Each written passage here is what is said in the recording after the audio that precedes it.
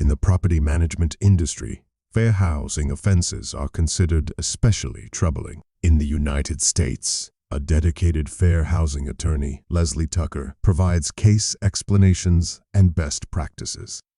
These are some cases.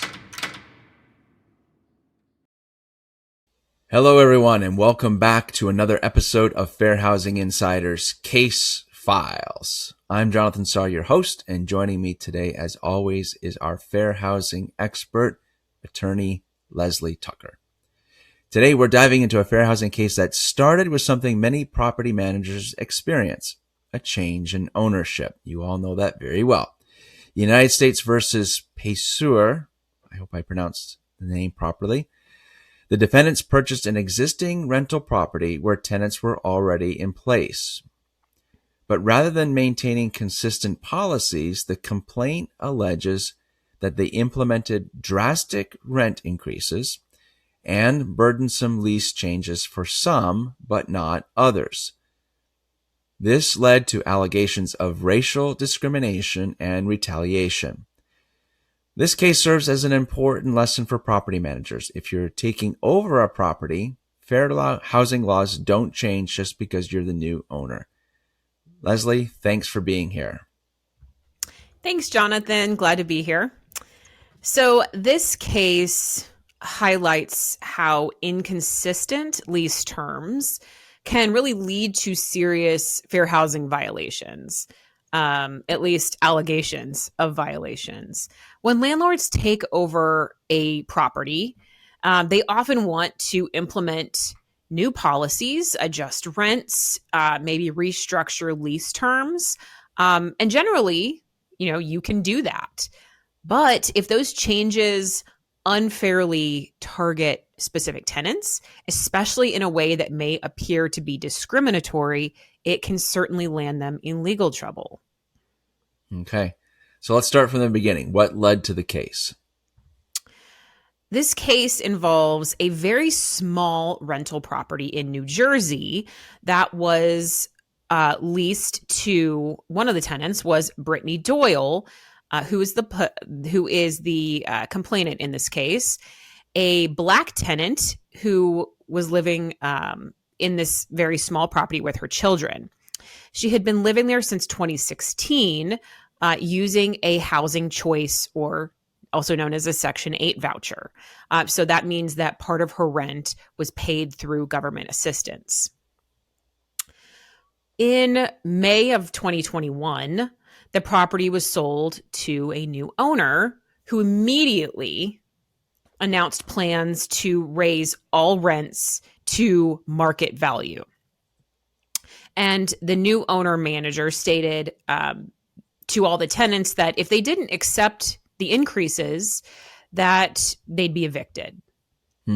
So here's where things kind of went wrong, according to the complaint.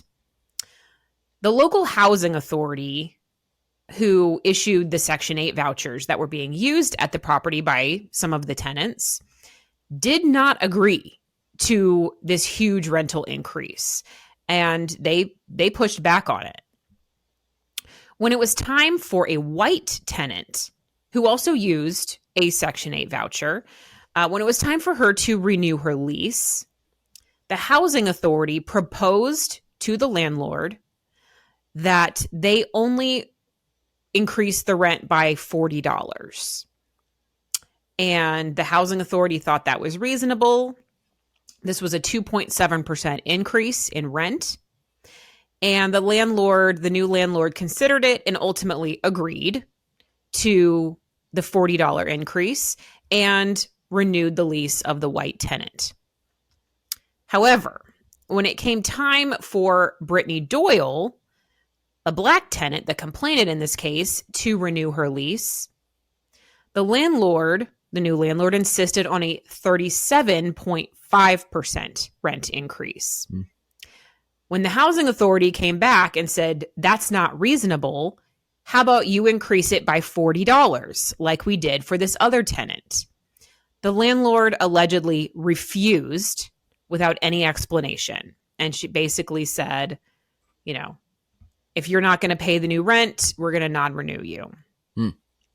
The huge discrepancy in the rental rates was even more unclear because the white tenant was living in a 3-bedroom unit and Brittany Doyle was living in a 2-bedroom. So in theory, Brittany Doyle should be paying quite a bit less than the white tenant, but ended up paying quite a bit more. On top of that, Brittany Doyle was allegedly given a proposed lease with much harsher terms than the white tenant, including excessive late fees, a shorter grace period to pay rent. Some other terms that were allegedly included in Brittany's lease that were not included in the white tenant's lease were an acknowledgement that the landlord may place surveillance cameras anywhere she wants to on the property, prohibiting any overnight guests, a requirement that Brittany had to be responsible for snow removal, and that she must pay the first $100 of any and all unit repairs. So again, a lot of these terms were included in Brittany's lease, but not included in other tenants' leases at the property.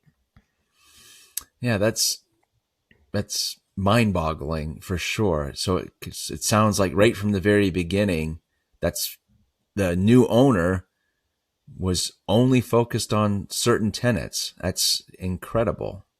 Yeah, and that's really the key issue here. So when a landlord buys a property, they do have the right to make changes.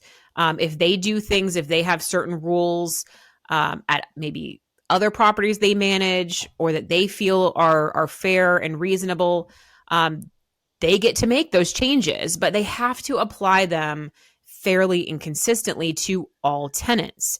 Right. If rent increases, it should be across the board based on legitimate market factors, not on race, voucher status, or any other protected characteristic. Now I say that, but let me sort of clarify. Mm-hmm. It's certainly possible that different units may have different rental rates, depending on, differences in square footage, location within the property, certain upgrades may have been made to certain units and not others. So not all tenants will necessarily have the same rental rate, even if they have the same number of bedrooms. Okay, that's not uncommon. But it's imperative that the landlord has documentation of any and all factors that contribute to a rent increase, and that they're able to justify with this documentation any increase and explain kind of disparities in rent increases. So when it comes to community rules and responsibilities, there really is no justification for enforcing different rules on different tenants. So that is sort of different from the rent piece. A landlord's lease, even a small landlord like this, the lease should be the same for all tenants. Okay, the only exception to this is perhaps if certain tenants are participating in a state or a federal program that has specific rules or requires a specific lease. But other than that, everyone really should be subject to the same rules and responsibilities. Okay. Thank you for the additional context and explanation. So it's one thing, though, to have an unfair rent increase, as in the case with this person. But it seems like with this situation, the issues didn't just stop there. What happened next? Yes, correct. So the complaint alleges that after Brittany Doyle pushed back on these different terms that she was supposedly being subjected to, that her landlord retaliated against her. Some of the things that were listed in the complaint that led to this conclusion was that the landlord contacted the housing authority to attempt to have Brittany Doyle's voucher revoked. She filed an eviction notice against her while still negotiating rent increases.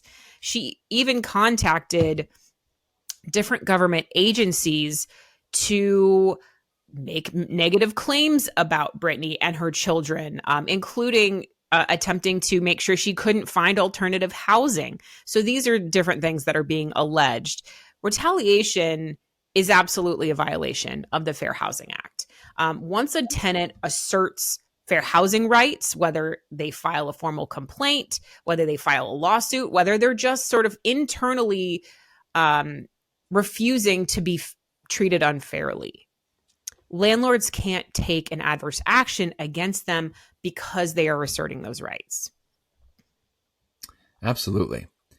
And that's something that property managers, our audience here today, that you really need to understand. So just because you don't like how a tenant responds doesn't mean you can, take steps to push them out, especially if they're asserting their legal rights. So thank you for highlighting that, Leslie. So what's next for this case? What could the defendants face if they are found to be liable for these alleged violations? Yeah, well, like any case, if a court or a jury rules in favor of the plaintiff, then the defendant, the landlord, the owner, whoever the housing provider is, can be required to pay significant fines, as well as damages to Miss Doyle. The court, in a judgment, may require them to complete fair housing training, go through policy changes, submit to lengthy oversight, and that's very common. And I have seen, depending on the egregiousness of the facts and evidence, the court does have the ability to determine whether the defendants can even continue to own and operate rental housing. I have seen that right taken away from certain landlords, depending on the facts of the case. Wow. So this case really highlights how property managers can get into trouble when taking over an existing property. This is a very extreme case, extreme situation, but one that puts our whole industry, of course, on notice and good reminders. So any final words of advice for our audience today? Yeah. So if you're taking over a property, which happens all the time, the key is be consistent. Mm-hmm. Make sure that any changes you're implementing are applied uniformly, that you have documentation supporting any changes in rental rates, and obviously never take any retaliatory actions against a tenant who is attempting to assert their rights.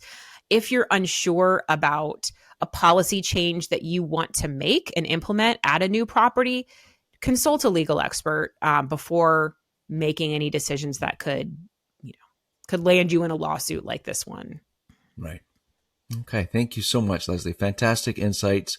Our audience loves it. We appreciate you being here and explaining cases like this for our community.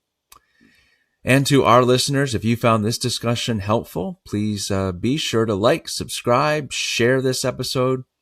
Until next time, stay informed, stay compliant, and we'll see you on the next episode of Fair Housing Insiders Case Files. Take care, everyone.